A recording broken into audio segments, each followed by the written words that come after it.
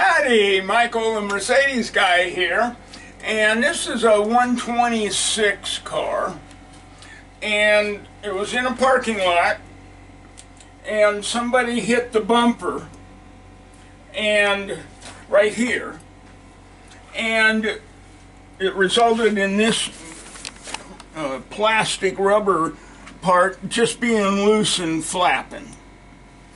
Now, it can necessitate a whole nother bumper, or it can be repaired.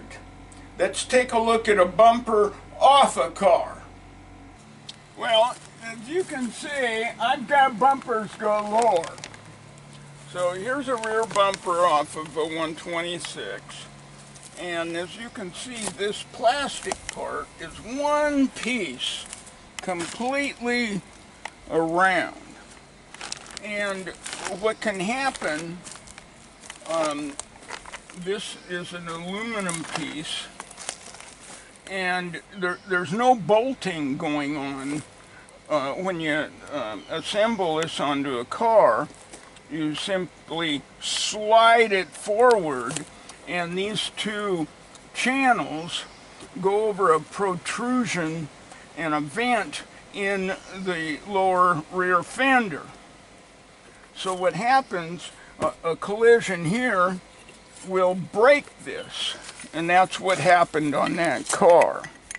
It broke this. As a result, there's nothing really holding this section onto the car. So I was able to remove this one by drilling out the pop rivets and using this one on that car for the repair. Now, what also can happen with the hard bump, this rubber plastic material here can break off. Then you're kind of screwed. You got to replace the whole bumper, unless you don't mind making a metal bracket and pop riveting it on, but you'll see those rivets on the outside or whatever fasteners you use. So you can get, well, used to be able to get this part new.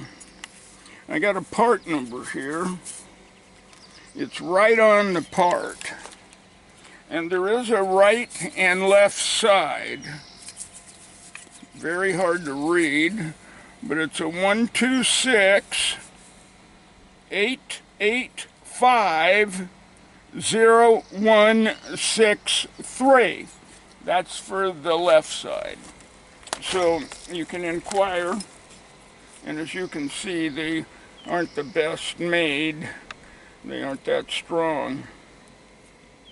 Now you can also repair one of these. I've done it before by bending a piece of steel to fit in this curve and then drilling holes and putting in pop rivets to make this has to be rigid. It can't be flexing like that, or it'll just come off its mount.